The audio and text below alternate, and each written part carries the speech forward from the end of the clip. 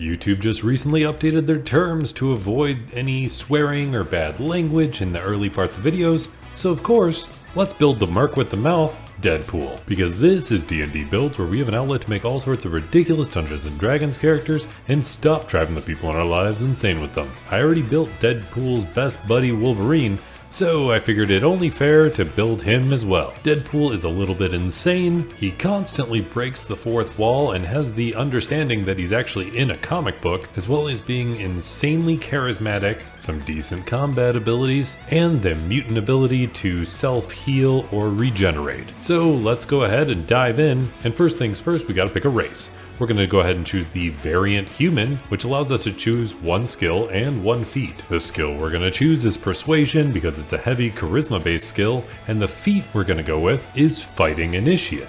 That allows us to choose a fighting style from the fighter class, and we're going to go with 2-weapon fighting because we pretty often see Deadpool swinging around 2 short swords, and this allows a player to use their ability score modifier to add to the damage of their offhand attack as that bonus action. Then when it comes to a background, Deadpool is known as the Merc with the mouth, and Merc is short for mercenary, so we're going to go ahead and choose the mercenary veteran background. That gives us skill proficiencies in athletics, and one that we get to choose, so we're going to go with insight because he's surprisingly insightful to the point he knows he's in a comic book, so that's what I'm going to go with. Additionally, this gives you tool proficiency with land vehicles just in case you want to drive around. Then when it comes to some stats, using point buy from the player's handbook, Deadpool isn't really known for his strength, he's more known for his nimbleness, so we're going to go ahead and dump strength and boost dexterity all the way to 15. Then we're going to use the +1 from our human variant race to bump it up to 16. Then we're going to take our constitution, bump it to 15 because obviously you can take a lot of hits,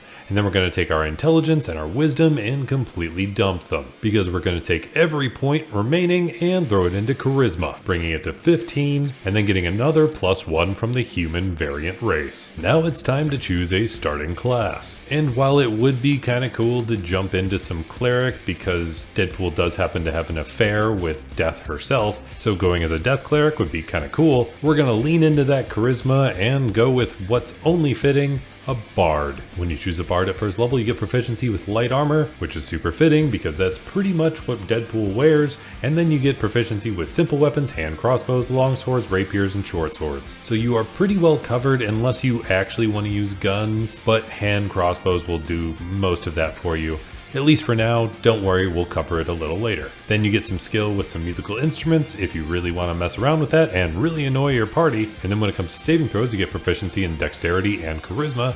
And then finally get to choose any 3 skills that you want proficiency in. So to lean into that charisma, we're going to grab deception and performance. And then to lean into the whole nimbleness and jumping around, we'll grab acrobatics. At first level of bard, you get the feature bardic inspiration. So you can use a bardic inspiration die, which is a D6 at this level, to help inspire your party to do things. So when you're grouped up with X-Force, you can help pump them up. Additionally, at first level of bard, you get some spell casting. We want to stay fairly true to character, but still have some fun with it. But considering Deadpool is Deadpool, we're going to grab Vicious Mockery, because there's no way we could avoid it, allowing you to blatantly just insult and make fun of your enemies, while still doing some psychic damage. Then just to grab one more cantrip, we'll go ahead and grab Friends, so you can make some friends. As far as first level spells, there's a handful that I would grab throughout this build.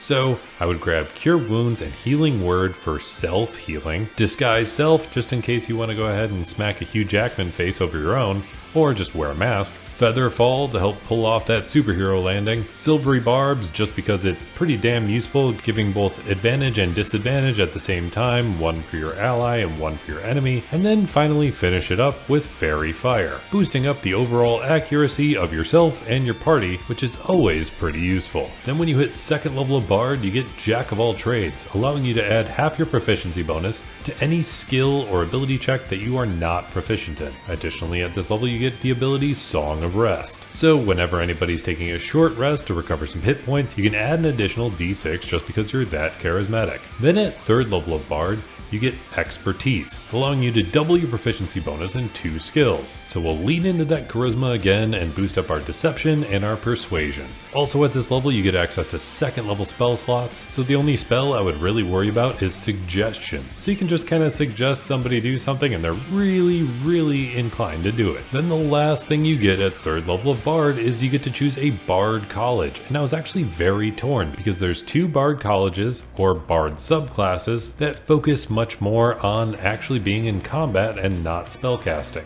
That's the College of Valor and the College of Swords. College of Swords did seem super fitting because you could grab a fighting style, you can do blade flourishes, and we know Ryan Reynolds was in the Blade movie, but we're actually going to go with the other side, which is College of Valor. And I'll explain why when we get a little further along in this subclass. When you choose this subclass, you gain proficiency in medium armor, shields, and all martial weapons, so you're a little more flexible all around. Additionally, you get combat inspiration, so now you can really influence the X-Force by allowing your party members to add your bardic inspiration die to the number rolled for any weapon damage they might deal. But on the other side, when an enemy makes an attack roll against a creature in your party, you can use your reaction to roll a bardic inspiration die and add the number to that party member's armor class. Then at 4th level of Bard, you get access to an ability score improvement, so we'll just go ahead and boost up our charisma by 2 points. Then at 5th level of Bard, your bardic inspiration die gets boosted to a D8, and you get Font of Inspiration, so you can recharge your bardic inspiration on a short rest, which previously required you to do a full-blown long rest. And additionally at this level you get access to 3rd level spell slots. So the 3rd level spells I would grab are Feign Death, because you can kind of pretend to die, Hypnotic Pattern, just because you're so utterly confusing to some of your enemies that they just kind of stand there stupefied, and Stinking Cloud, because you can't really smell good under that suit after a while. Then at 6th level of Bard you get Counter Charm, allowing you to disrupt some mind influencing effects, which is going to be pretty helpful because your mind's already kind of messed up, so messing with it any further is just dangerous. Additionally at this level, because you're a Valor Bard, you get Extra Attack, which is helpful for anybody that needs to do any sort of weapon related fighting. Then at 7th level of Bard you get access to 4th level spell slots, so we'll grab Freedom of Movement just to allow you to chop off your hand and take off running if you need to, helping to reduce anything tying you down. We'll also grab Confusion because you are a very confusing character to your enemies. And then at 8th level of Bard you get access to another ability score improvement, so to boost up your ability to swing those swords around, we're going to boost our dexterity by 2 points. Then at 9th level of Bard your Song of Rest gets upgraded, so now you can heal for an extra D8 instead of a D6. Additionally you get access to 5th level spell slots, so the only spells I would probably grab from 5th level are Greater Restoration to use on yourself, and Mislead to help mess with other people.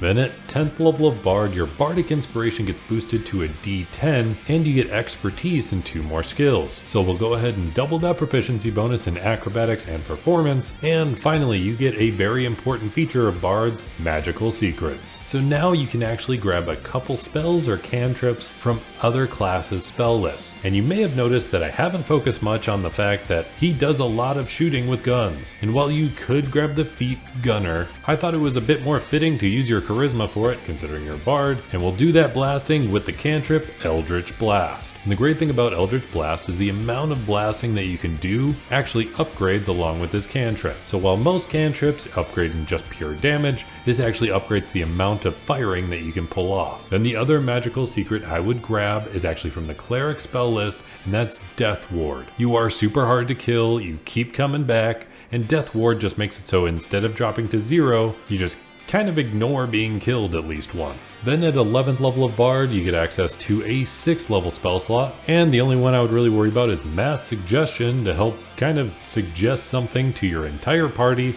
or anybody you're dealing with, hopefully influencing them to do something absolutely ridiculous. Then at 12th level of Bard you get access to another ability score improvement, so to help boost that sword swinging we're going to boost up our dexterity by 2 more points. And then at 13th level of Bard, our Song of Rest gets upgraded to a D10, and we get access to 7th level spell slots. So we're going to grab one of the most important spells for this entire build, and that's Regenerate. It makes it so you're constantly self-healing, and that's Deadpool's whole mutant ability, so there's no way we could avoid it. That is the most important spell of this level, and possibly of this entire build. And then at 14th level of Bard, we get 2 more magical secrets to learn. So we'll grab Blade Barrier, so you can swing around your swords making a barrier, and we'll grab the cantrip Guidance, because you do try to impart words of wisdom on other people even if they're not actually that wise of words, and provide guidance to those around you, but that tends to fail more often than not. This is just more to play around with. Also at 14th level of Bard, you get another feature from College of Valor, Battle Magic.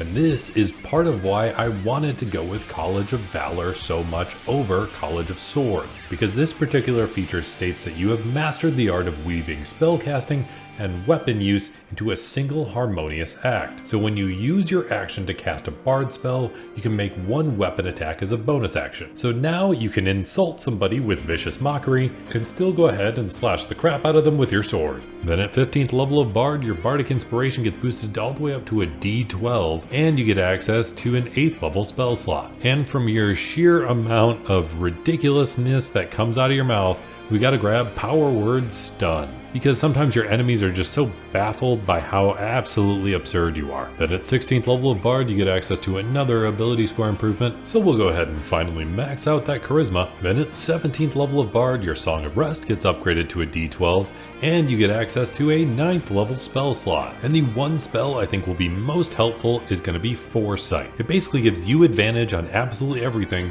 your enemy's disadvantage on most things against you, and it lasts for 8 hours with no concentration. But we'll still have a few more spells to play around with, because at 18th level of Bard, we get access to more magical secrets. So because Deadpool has this really warped level of reality, and he actually knows he's in a comic book, and he's very self-referential, while at the same time breaking the fourth wall, we're gonna grab the spell Reality Break. And then just to top it off, we'll also grab the spell Time Stop for when you're dealing with Cable. And then at 19th level of Bard, you get your last ability score improvement. And I'm sure that the odd number in Constitution has been driving a lot of you absolutely nuts. So we're gonna grab the feat Resilient. This allows us to put 1 point into a particular ability score, so we're going to grab Constitution, and this gives us proficiency in saving throws for that ability, which is also going to really help for maintaining concentration on spells. Then finally at 20th level of Bard and last level of this build, you get access to Superior Inspiration. So when you roll initiative and have no more uses of your Bardic Inspiration, you regain 1 use. Let me know what you think about this build in the comments down below, whether you'd do anything differently, or if you think I'm completely off base with this entire build altogether, let me know. If you want access to the character sheet for this build or any of my other builds, including Wolverine or whatever, feel free to check out my Patreon, linked in the description down below, just like the especially awesome Caleb Roan, the Dino21, Viral Naravar, Salvador, and Yaksha Senpai. Or going above and beyond that is my Dungeon Master level patrons that I actually play Dungeons & Dragons with. Benjamin, Daniel Galvin, Devin Happy, Eric Wade, GameStake, Michael, Ramirtis Games, and Tristan Bennett. And then finally going above and beyond absolutely anything I could possibly expect, Kilo. He's my god tier level patron, and he is absolutely awesome. If you made it all the way to the end of this video, let me know by hitting that like button, and I'll be here hoping you roll at least 3 nat 20s in your next D&D session, especially if you want to play as the Merc with the mouth with a face only a mother could love, Wade Wilson, aka Deadpool.